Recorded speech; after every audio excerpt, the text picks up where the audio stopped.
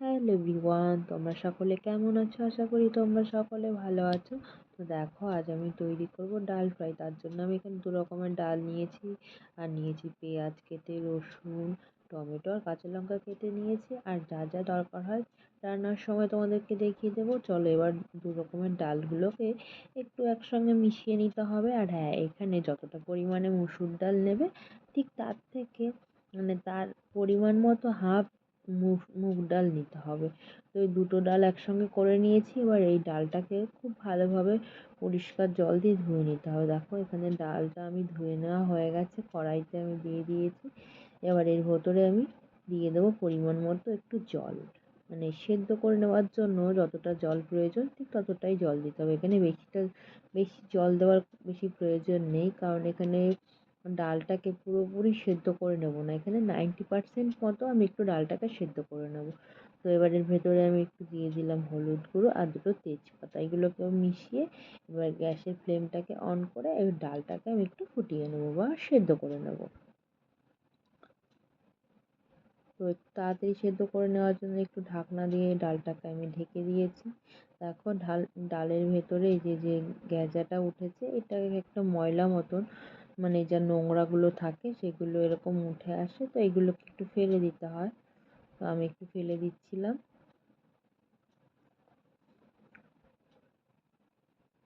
তো দেখো, ডালটা এখানে আমার সেদ্ধ হয়ে গেছে। পুরোপুরি সেদ্ধ এখানে কিন্তু আমি করিনি, ওই 90% মতন আমি ডালটাকে সেদ্ধ করে নিয়েছি। এবার দেখো, এক কড়াই বসিয়ে দিয়েছি। কড়াইটা একটু তেল দিয়ে দেবো। এখানে আমি সাদা তেল বা রিফাইন্ড অয়েল আমি ব্যবহার করছি।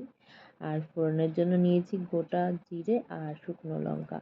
এবার এই গোটা জিরে আর শুকনো লঙ্কাটা খুব ভালোভাবে ফোড়নটা থেকে একটু সুন্দর গন্ধ বেরিয়ে এলে এর ভেতরে দিয়ে দিতে হবে ছোট ছোট করে কেটে রাখা রসুন কুচি। তো এই রসুন কুচিটাকে আবারও ভেজে নিতে হবে। আর এখানে দিয়ে দেবো কিছুটা কাঁচা লঙ্কা কুচি। তোমরা যে যেরকম ঝাল খেতে পছন্দ করো সেই রকম লঙ্কা তোমরা ব্যবহার করতে পারো। আর হ্যাঁ, এখানে একটু আদা কুচি দিলে সব থেকে ভালো হতো। এখানে আমার কাছে আদা বাটাটা ছিল, তাই আজকে আমি এখানে আদা বাটাটাই ব্যবহার করেছি। তোমরা চাইলে আদা কুচিটাও ব্যবহার করতে পারো। আর এখানে দেখো, কিছুটা পেঁয়াজ কেটে রেখেছিলাম, সেই পেঁয়াজটাও এর মধ্যে এবার আমি দিয়ে দিয়েছি। পেঁয়াজটাকেও খুব ভালোভাবে এখানে ভেজে নিতে হবে।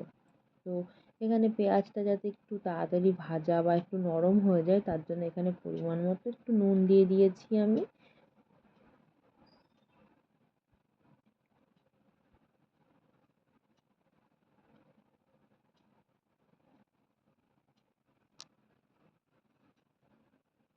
তো দেখো, এবার পেঁয়াজটা একটু ভেজে নেওয়া হয়েছে।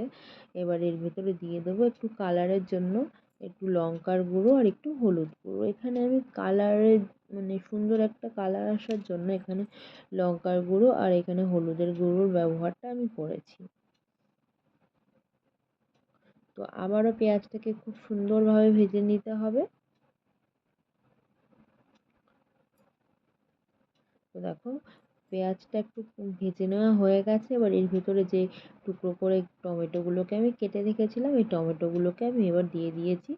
আবারও এই টমেটোর সঙ্গে এই পেঁয়াজ ভাজার যেগুলো মশলা আছে সেগুলোকে খুব ভালোভাবে কষিয়ে নিতে হবে। দেখো, এখানে যে মশলাটা আছে সেই মশলা থেকে কি সুন্দর তেল ছেড়ে আসছে, আমাদের মশলাটা খুব সুন্দরভাবে কষানো হয়ে গেছে প্রায়।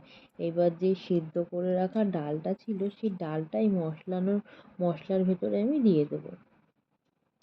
তো এই কষানো মশলার ভেতরে আমি দিয়ে দিয়েছি। এবার সমস্ত ডালটাকে আবারও খুব ভালোভাবে আলতো, খুব তাড়াতাড়ি নয়, একটু হালকাভাবে সমস্ত কিছু মিশিয়ে নিতে হবে। আর এখানে দেখো, ডালটা একটু গাঢ় হয়ে গেছে, সেহেতু আমি এর ভেতরে আর একটু অল্প পরিমাণে গরম জল অ্যাড করব। তো তোমরা কে কে এইরকমভাবে ডাল ফ্রাই তৈরি করো আমাকে অবশ্যই জানিও। আর আমার এই ভিডিওটি তোমাদের কেমন লেগেছে সেটাও জানিও। এখানে আমি কিন্তু গরম জলটা অ্যাড করেছি, কারণ আমি সমস্ত রান্নাতেই একটু গরম জল ব্যবহার করতে পছন্দ করি। আর গরম জল দিলে পরে রান্নার স্বাদটাও খুব ভালো হয়। তো দেখো, এখানে আমাদের ডাল ফ্রাইটা তৈরি হয়ে গেছে। নামিয়ে নেওয়ার আগে আমি একটু এখানে ঘি দিয়ে দিচ্ছি আর দিয়ে দেবো একটু লেবুর রস। এখানে আরেকটা জিনিস হলে খুবই ভালো হতো, এখানে কিছুটা ধনেপাতা দিলে খুবই ভালো হতো। তো আজকে আমার ছিল না বলে আমি দিইনি। তোমরা চাইলে তোমরা এখানে ধনেপাতাটাও ব্যবহার করতে পারো। আর আমার এই রান্নাটি তোমাদের কেমন লেগেছে অবশ্যই জানিও। ভালো লাগলে একটি লাইক, কমেন্ট, শেয়ার করো। আর দেখতে থাকো রেসিপিটা দেখার জন্য তোমাদের সকলকে অনেক অনেক ভালোবাসা।